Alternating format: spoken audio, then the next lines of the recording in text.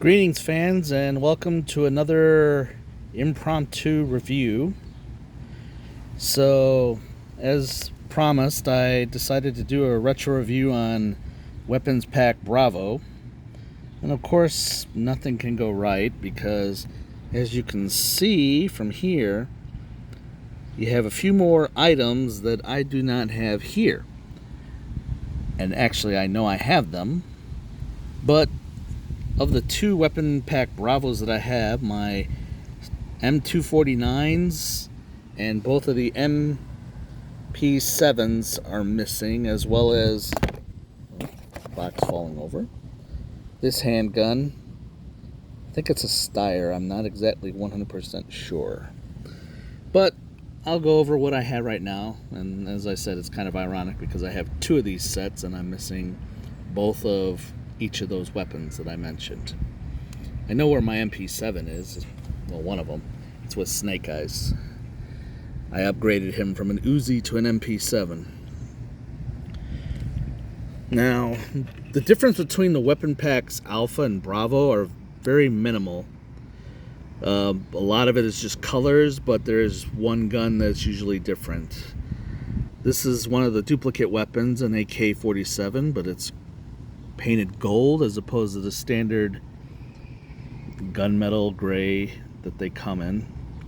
It has two extra magazines that I did not lay out, along with the barrel effects because I don't like those blown away. This is the HK 415, I believe, because the 416 they used for the sniper model and they knocked everything over. You see this a lot with the Swarm Trooper, the Steel Brigade, which I'll be covering in detail in a moment. And it's painted a different color, tan. The other one I think is a traditional gray with black on parts that are not tan. For the SMG, you have the Kriz Victor, 45 ACP usually, with the unusual suppressor mounted on the front. These usually come with the Swarm Trooper. That's what it is. Is it the Swarm? The version 1 Trooper. Underneath it is an MP5 SD. I forget which one it has a letter and a number after it. Might be the A3. Not 100% sure on that. With what looks like an ACOG scope on the top. The magazine are not removable on SMGs. They are removable on these two weapons, I forgot to mention. And you have the main reason I really wanted this set, a gold Desert Eagle. Now, when I saw that weapon, I just knew it had to go with the classified Cobra Commander. So my Cobra Commander downstairs has a nice gold Desert Eagle with a smoke effect coming out the barrel, and he's got it propped up. Maybe one day I'll take a picture of my collection and show you guys.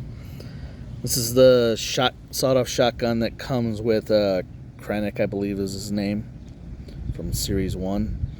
I was one of those few individuals that learned of, or I should say many individuals that learned about Action Force late, so I don't have any of the official Series 1. There's a Colt 45 silver. I have a buddy that I'm sure has those in the Punisher's hands. And the Valaverse, either pick or axe, whichever way you want to call it. One of the nice things is they paint the blade silver. The Hasbro ones are not painted. They usually come all black. And these are actually very sturdy plastic, very rigid. They don't bend at all. And the point is actually kind of tipped. The tip is actually kind of pointed.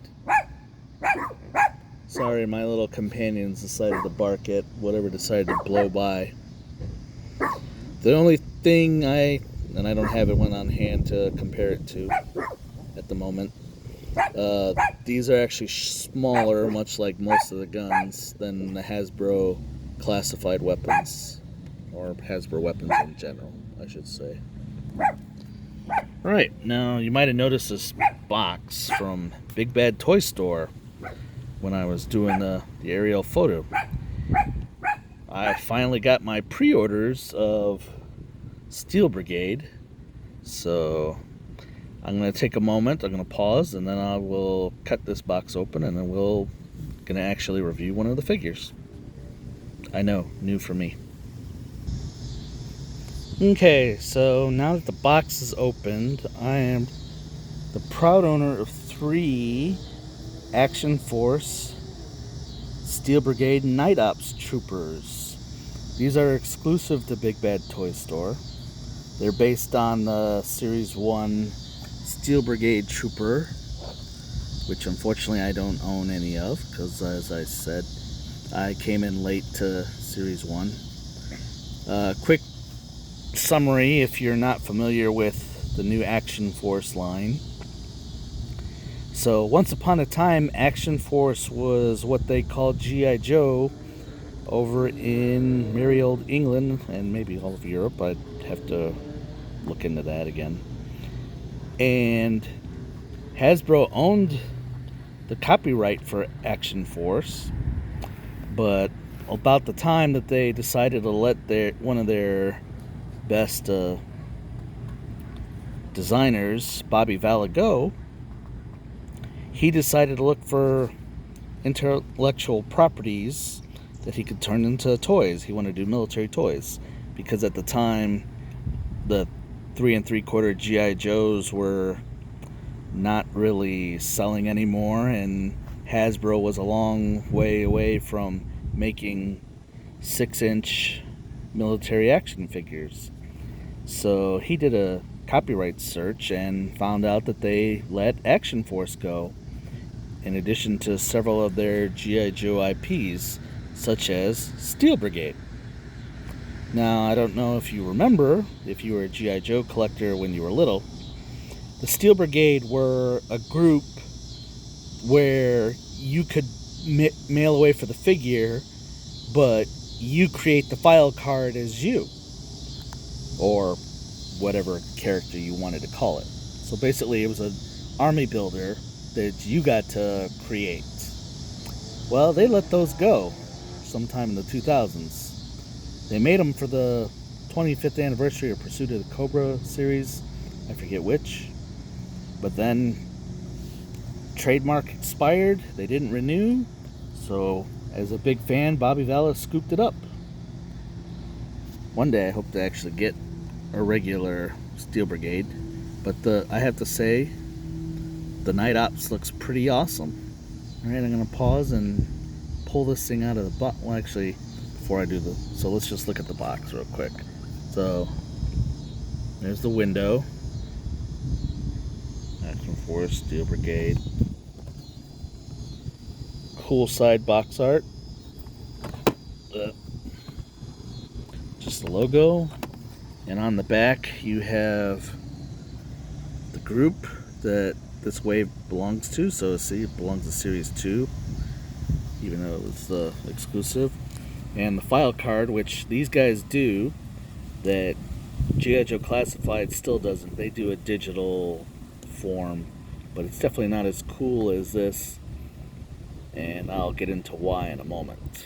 And it has the action points in the same tradition of the flag points. Haven't come up with anything to do with them yet, but one day, once he figures out the logistics. Alright, now I'm going to open it and we'll take a look at the figure. Okay, so here he is out of his plastic prison.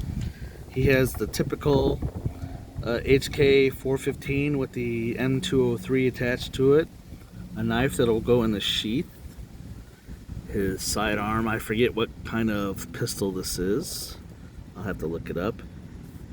Now the Valaverse figures, unlike G.I. Joe's, actually come with multiple sets of hands. So you see he has his trigger fingers right there. He has a set of fists.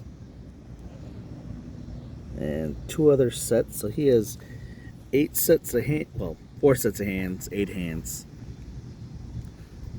I have to pull the other ones out. The pistol will go in the side holster.